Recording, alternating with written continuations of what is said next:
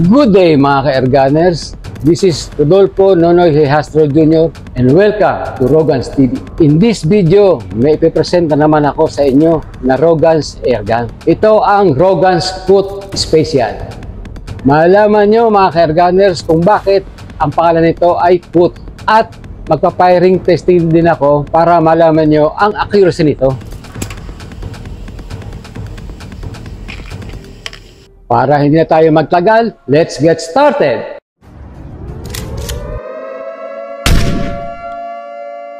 Shoutout nga pala kay Louie Reyes na dati ko siyang teammate sa Rogan's Shooting Team.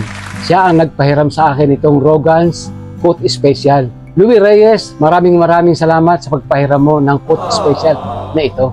At ito, para mapakinabangan natin lahat, yung mga merong Rogan's Foot na airgun. At doon sa mga curious na ano ba talaga ang ganitong klaseng airgun.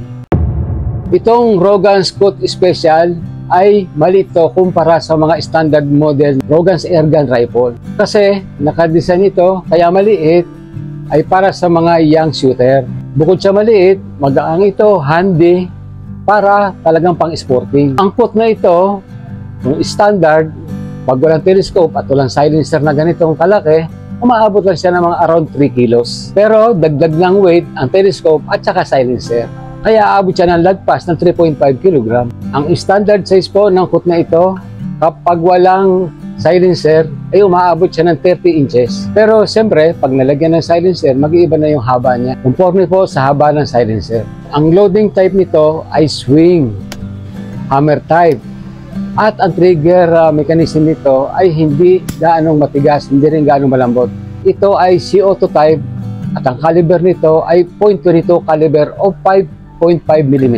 Ang size ng pellet na ibabala nyo dito. Dahil foot type ito, pang hunting, ang ibabala nyo po rito ay round head para sa wind deflection. Para maintindihan nyo po yung ibang klase ng pellet airgun at kung saan ginagamit ang iba-ibang form ng pellet, pakibisita nyo na lang po yung isa kong video, naka-upload na po ako niyan.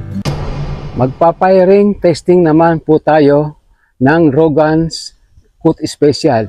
From here hanggang doon po ay 20 yards.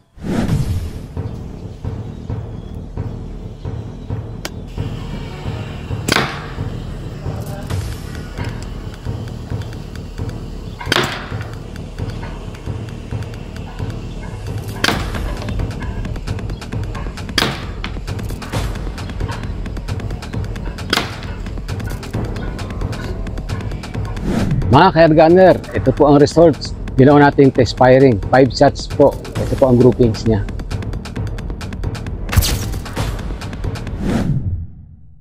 Ano po ba ang history? Bakit na tinawag po siyang foot model? So, ang foot ay isang klase ng ibon. Kung Tagalog naman po, kung tawagin dito ay ulok. Madami po na sa Laguna de Bay, sa freshwater. At isa po yan sa mga maiilap na ibon. Kaya, gagamitan niyo po ng isang technique dahil mahirap siyang targetin. Kaya para matarget mo siya, kailangan malapitan yan para sureball na makahuli kayo. Mahirap po yan kung ang airgun nyo ay mabigat. Kaya ito pong foot airgun ay nakadesign po para diyan. Sa ibon na foot para malapitan nyo po. Kasi ito pong foot ay magaang lang po ito. Habang lumalapit ka sa iyong target ay hindi ka mangangalay sa pagbitbit kumpara sa ibang standard na weight na airgun. At isang paraan po niyan ay gagamitan nyo po ng tabaw. Lalo na kung nasa tubigan ang tinatarget nyo. Kasi yung tabaw na yon ay nakadesign talaga sa tubig.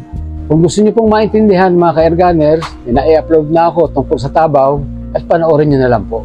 Doon din po sa video na yon, malalaman nyo ang technique para makapag-hunting sa mga tubigan at para makahit kayo ng target nyo sa hunting. Yan po ang history niyan, kaya yan ay pinangalalang foot.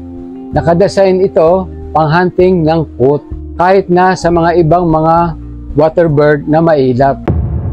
So mga ka-airgunner, sana ay malinaw na sa inyo ang Rogan's Foot model. Kung may ilan po na kayong katanungan sa video natin ito, huwag po kayong mahiyang magtanong. Please comment down below. At kung nagustuhan nyo ang video natin ngayon, subscribe and post the notification bell para maging updated kayo sa mga susunod nating mga video. So with that mga ka-airgunner, till next time, Goodbye and God bless.